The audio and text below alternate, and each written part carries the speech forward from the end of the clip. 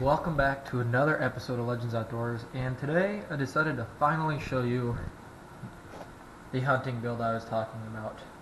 My new upper from Bear Creek Arsenal is chambered in 6.5 Grendel. As you can see, the case length is the same,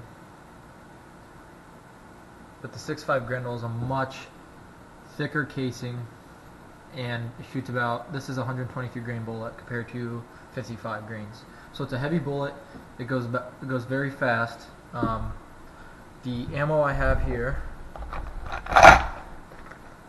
180 black, runs at 2590 feet per second. Alright, first off I want to talk about the reason I went with the AR-15 for a hunting gun. Yeah, the AR-15 platform for long range may not be as accurate as a bolt action, but in even some states you can't even use a semi-automatic weapon with that high of a magazine limit. But I wanted to build off this lower that I already had, so I kind of had two guns for the half a price of paying another one, although a lower is cheaper. So you guys know on the lower I put a new trigger in, the Hyperfire HyperTouch 24E. That is a phenomenal trigger, and I'm really excited to shoot this gun. I still have not made it to the range with this. I'm actually waiting on magazines. Magazines fit the same in AR-15, but I need a 6.5 Grendel mags, and they're on their way. They'll be here next week. But I wanted to stick with this platform because I just like the AR-15 platform. I'm comfortable. It's simple to use. It's a lightweight gun. A little bit about the gun itself. This upper from Bear Creek Arsenal, like I said, chambered in 6.5 Grendel. This is an 18-inch barrel with a mid-length gas system, so it's a little bit longer, 2 inches longer than my carbine style AR-15 upper here. But 18-inch I thought would be kind of a good middle range because a 24-inch barrel is going to shoot more accurate downrange, but I don't want a huge heavy barrel sitting in a stand or trying to stalk deer. So that's kind of the reason I went off of it. Was more of a cost thing, and I can just kind of go off my AR platform. I can show you scope. This is a Vortex Diamondback HP.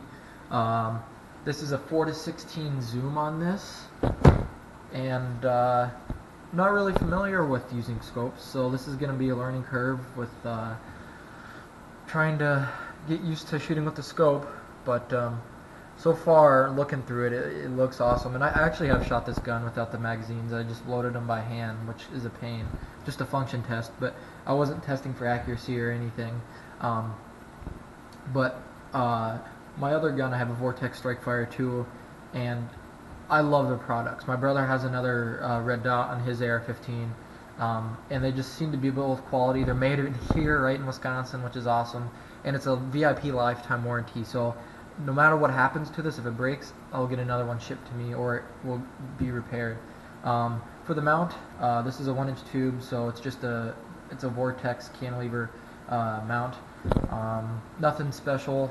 If you have any questions about anything, where to get any of these products, just let us know. I can help you guys out if you're looking to get one of these products, and we'll see how everything performs and when we get to the range. So I know it's a couple days away, but I will see you at the range.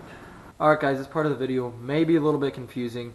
Basically I went to the range. I didn't say much or talk much to the camera when I was at the range. I didn't show much, simply because I was just focused on getting the Grendel sighted in. It was fun shooting, but I'm going to let you guys see the shooting clips right now, and then I'll talk about what happened afterwards.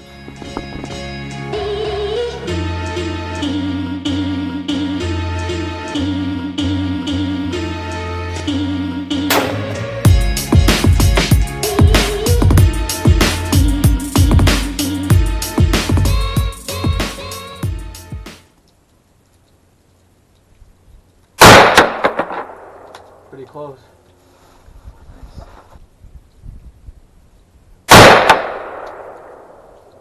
Yeah. Shot low again.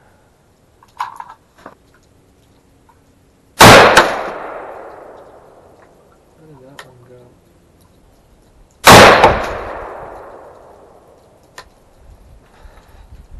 We're getting close, a little more right.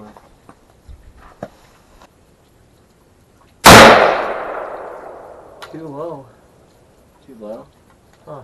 Let me zoom into like 8 and do another group, see what that does.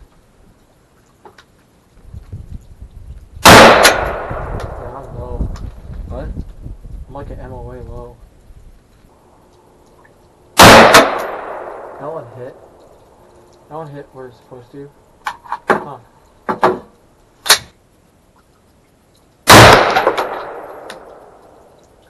Two right on top of each other pretty much. Yeah. Alright guys, like I said, I'd show you some of the shooting, and then I have some of the groupings I can show you. I don't have all of them. I think I left 1 or 2 at the range that I actually threw away. But overall, this gun functioned flawlessly. And the mags, like I said, finally came in. These 10-round mags worked really well. I really like this gun. The trigger was really smooth. That is the Hyperfire trigger I just put in the most recent video. This Vortex Diamondback scope is clear as day. I can throw some pictures that I got at the range of what it looks like. It was a very clean and clear sight picture. I was shooting at 100 yards. That range actually is 200 and 300 yard ranges, so one day with this gun I'd like to shoot it that far. But I can show you. Let's see. So you really can't differentiate between the groupings here, but you can see I started kind of down low and left and worked my way. And like I said, none of this is incredibly accurate yet. First of all, the rest setup we had was very, very bad, and I'm just going to get used to this gun and shooting long range and breaking the barrel in. But it started to shoot better and better throughout the day. As you can see further on, we started to get groupings up too. You can see those last 2 shots pretty much right on bullseye. Let's see. You can see a little grouping that was off there. This one had 1 flyer. And some of the shots, were my fault. I pulled some. But you can see 2 that are still low. And then I had a couple. That was the last shot. So I finally brought it up. I remember that. And that was the last shot I had. I only had, I don't know, 40, 50 rounds or whatever it was. So I'd like to get more ammo. I'd like to really test this gun out. And it will be a sub-MOA gun. I don't have any doubt about that. Once I get better shooting and the gun gets broken in. But yeah, no complaints from Bear Creek Arsenal. Their upper shot really well. No function issues. The extractor was throwing the brass pretty far, so no weak extractions or anything like that, which could be an issue with Grendel. It's kind of an odd casing. The mags worked well, which those were by Elander. And like I said, Vortex makes quality stuff. I can't say enough good things about them. So I'm excited to finally work this out to longer ranges. So I want to thank you guys for watching another episode of Legends Outdoors. If you like the shooting videos, let us know. Also check out our Instagram page, Legends Outdoors 349. And as always, Legends out.